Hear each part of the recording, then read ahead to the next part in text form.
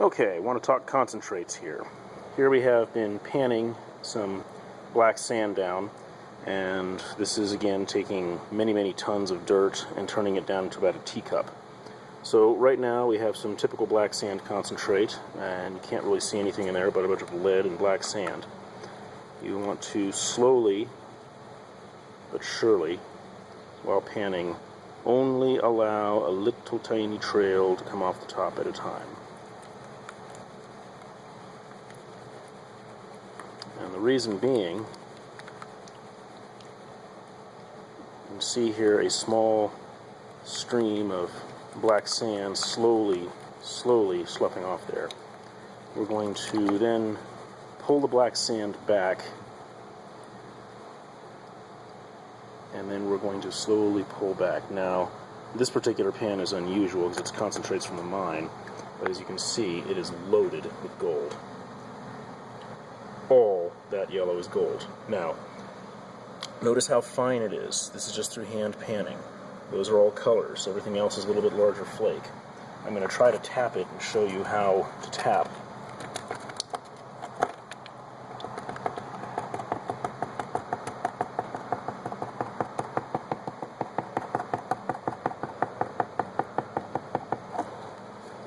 This isn't working with the phone in my hand. But this gives you an indication of what true gold concentrates are going to look like. Keep in mind, in this pan that's loaded with gold, we were able to get that all down to about a teacup worth.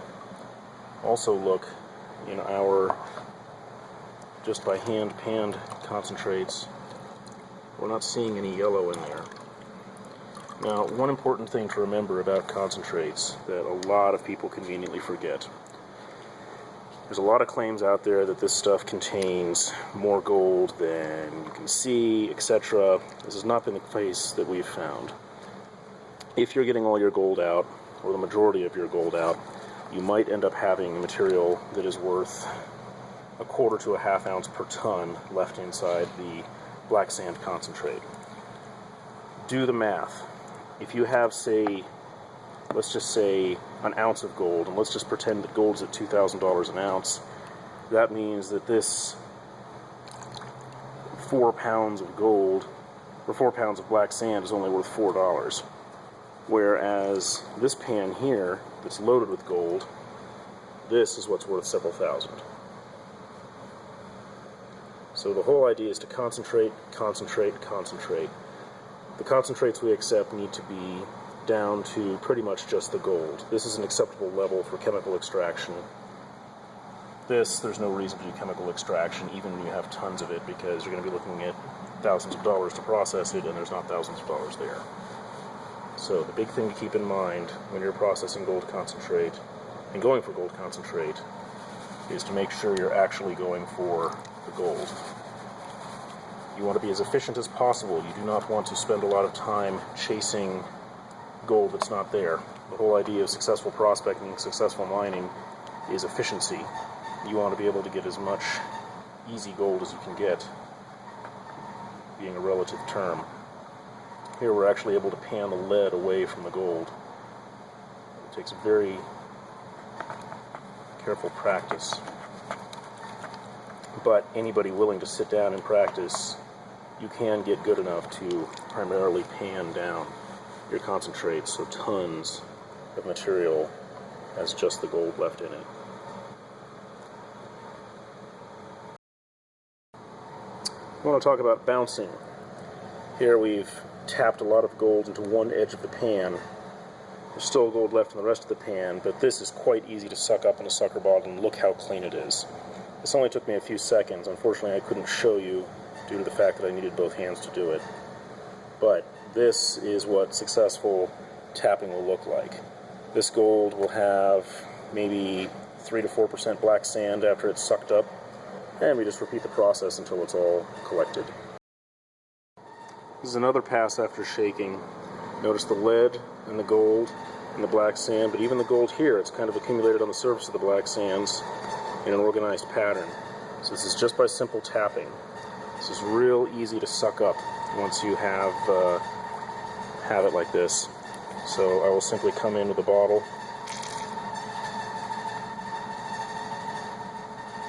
And it's really easy to just go for the gold. You always want to be gentle when you're squirting out your excess, because you just want to concentrate on picking up only your gold. And again, normally this is a little more organized, but doing it by one hand.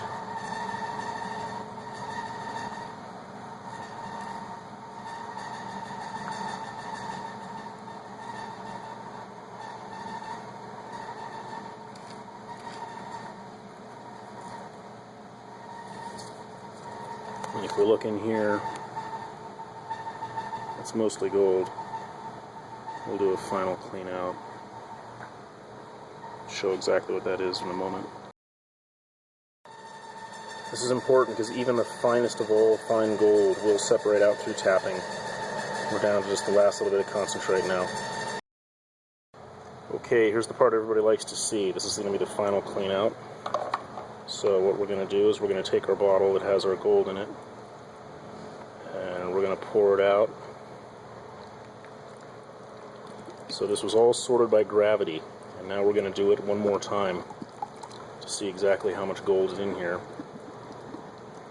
We always want to make sure we get our bottle completely clean, make sure there's no more black sands in there. Typically this is how you want your good gold concentrates to look. Very little black sand at this point, and the little bit that is there will be very easy to finish out. So, black sand, completely black. Your gold, completely gold. Notice we've got everything in there from super fines to little nuggets and pickers. This fine gold is what you really want to go after. There's a lot of that in there. You can see as we pan this, the black sands are at the edge. At this point, you can almost suck away the black sands and leave the gold behind. It's so heavy. So we'll do a final tap on this to get a little bit more of that black sand out, and we're ready for a acid bath. Okay, so we have finished our concentrate panning and we have dried out the results. We're going to see how much gold we got from our concentrates. This is still a little dirty, but we're going to melt it here in a minute. That way we get all the rest of that rock out of there and know exactly how much we have. So on first run we have 2.2 troy ounces. Of course it's a little dirty still, but not bad. We'll probably be about 10% melt loss on that, maybe more. We'll find out. Okay, now we are going to charge our gold into the induction melt. So we have our 2 ounces here. We want to make sure that that is adequately fluxed, because we have a lot of black sand in there. So we pour some borax in there, and we're going to give that just a couple minutes. Heat up and melt. The next thing we're going to do is make sure that we oil our mold. We do the oil because we don't want the hot gold and molten flux to explode up because there's water. We'll melt that here in a minute and find out what we've got.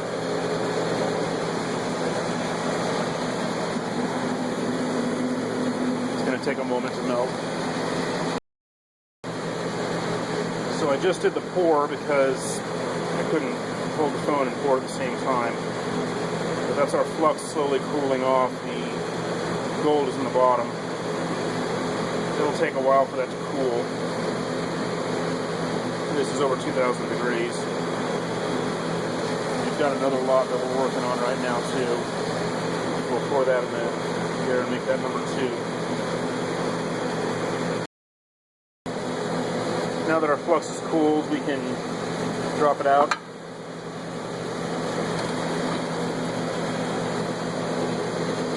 still very hot.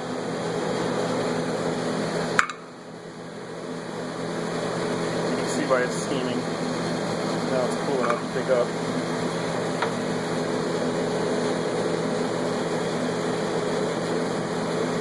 Still pretty dirty.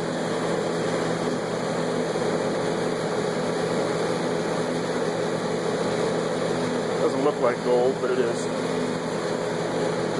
Clean it up and figure out what it is yet.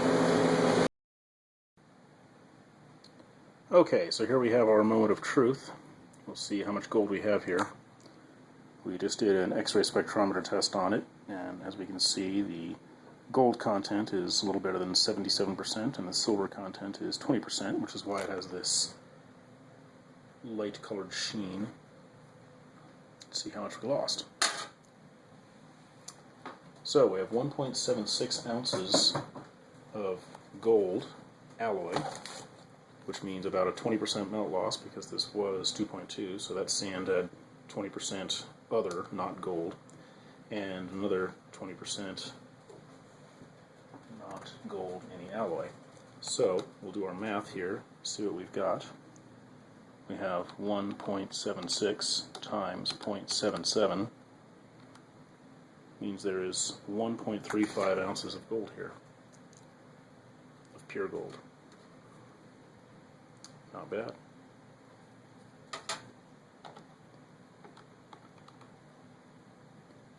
So, approximately $1,700 of the gold today.